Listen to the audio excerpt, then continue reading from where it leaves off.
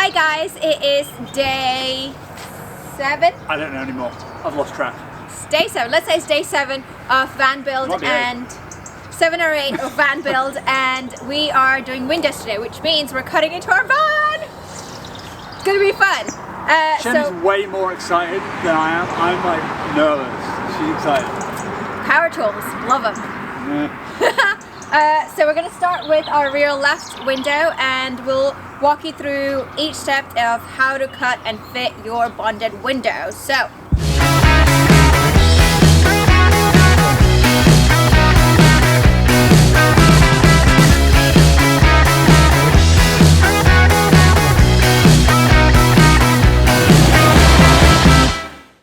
before you start measuring your van, you're going to want to put your window up against wherever you're putting it. So in our case it's our rear, and figure out where the corners meet to where your actual window is going to start, because with every window there's a little black bit where the adhesive goes to where the window actually is going to be.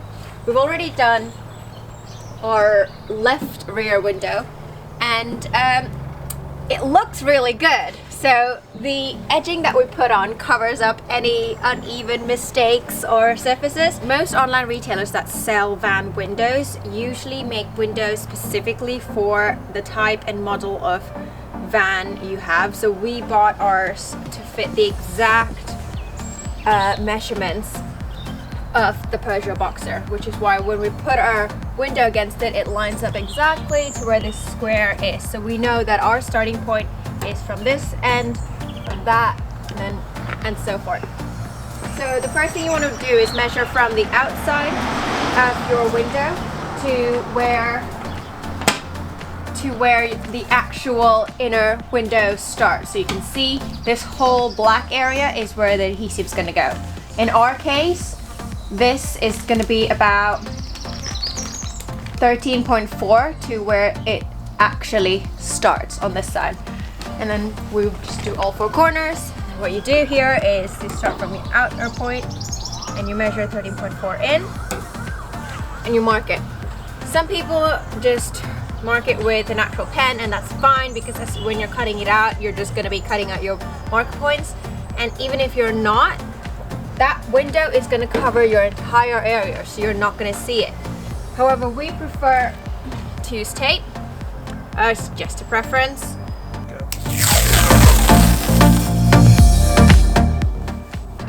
So depending on what your window type is, you might either have to get a yogurt bowl or a jar or anything, but for us, we found that ours lines up to this plate, so we put it against our window first, and then we kind of marked where the line starts and the curve ends, or the curve starts and the line ends, and mark the 2 places. And then we're just kind of, as you can see, drawn where we're going to have to start curving in. So as soon as it touches this spot here or this spot here, we're going to know that when we're sawing, we're just going to have to start curving from those parts.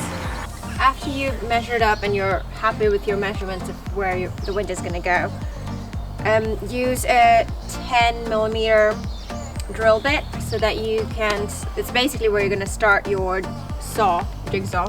So you're just going to have to do it as close to the edge as you can get in the 4 corners. So that's where you're going to put your saw in to start cutting across your window.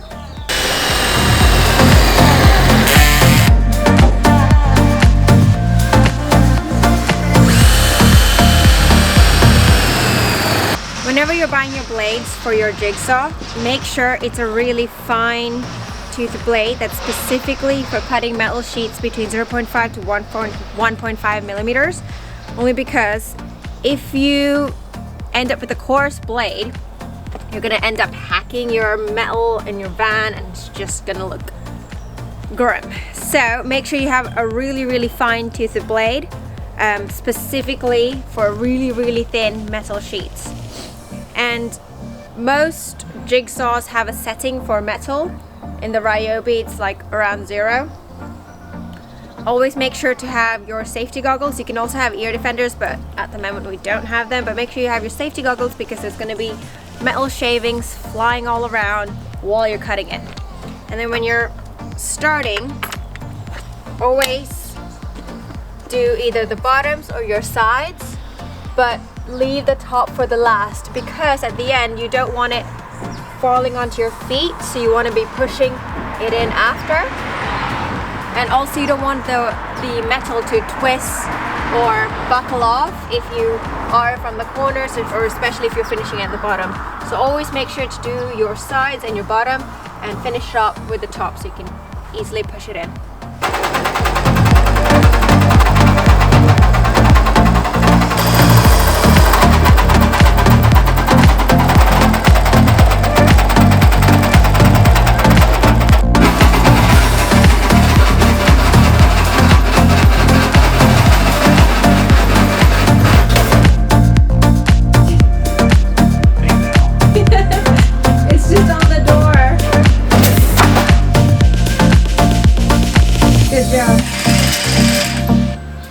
Hey guys, so the window is now out.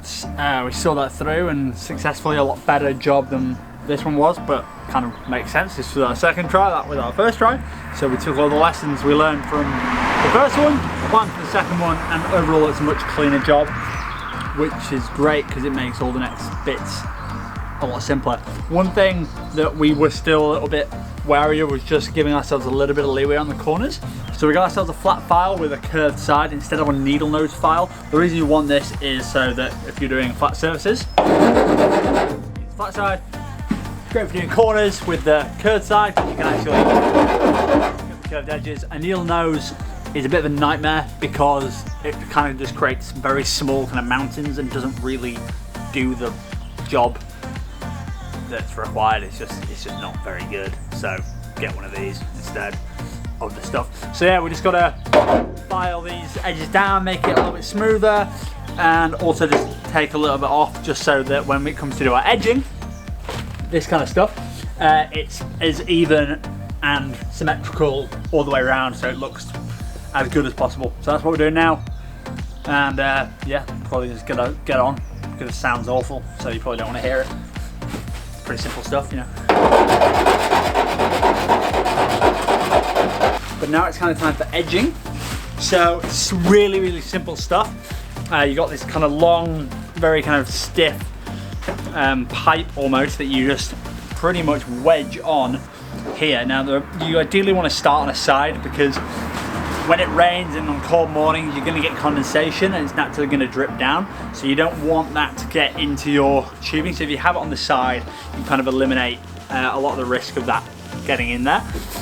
So you want to make sure this stuff is really, really tight on. So when you do like fit it on, you just want to really kind of hammer it in. Either just use the back of a tool or something, or just really pound it in there. The reason you want it so tight and to get it as tight as possible on the other end, this material will kind of warp, shrink, and just kind of change its shape over time, especially if it's in the sun, which windows are naturally going to be, depending on kind of what climate you're going to be using your van in. So you really, really want to wedge this as tight as possible and just keep as close a gap as you possibly can. So really quite simple, you just kind of go around. It's a little bit tricky to navigate at times because it's so stiff, and you just want to get this on there as good as possible. Most kind of window kits you buy will include edging in. If it doesn't, it's pretty cheap anyway. So yeah, just kind of going around, getting this done, and all of a sudden the window's going to start to look a hell of a lot better. Alright guys, so after you've cut out your window, filed it, and put your edging, the next part is actually putting on the window.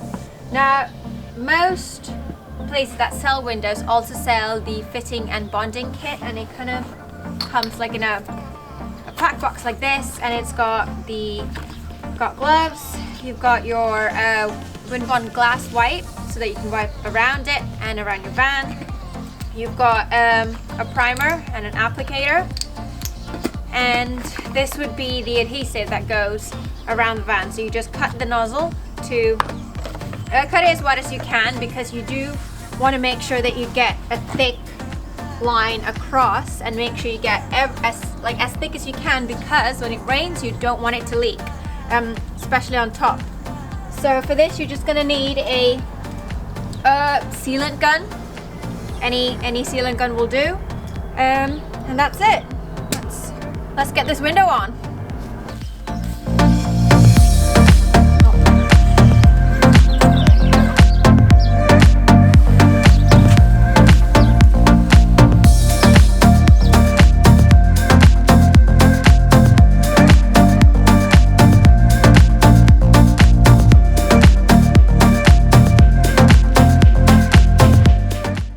We're about to do our side windows, and as you can see, opening side windows are different from fitted side windows because they have this bit that kind of juts in so you can actually open them. So it's not the same as if you just put adhesive on these corners and paste them, because we kind of have to take into account when we're measuring these bits here, which will obviously be inside of the van.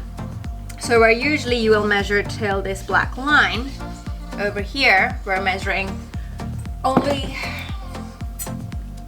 till this top bit right here, and same with the bottom. With ours, on the bottom there's a bit that sort of kind of slants up. We haven't found much information about this, but what we're going to do, this might be different, you might be doing it differently, but what we're going to do is end it just before it starts to rise up, so that only this part, the flat part, is stuck to the metal, outer metal of the van, and all of this you can see on the inside. But because we're going to be having a windowsill, we're not going to be seeing any of these extra black bits.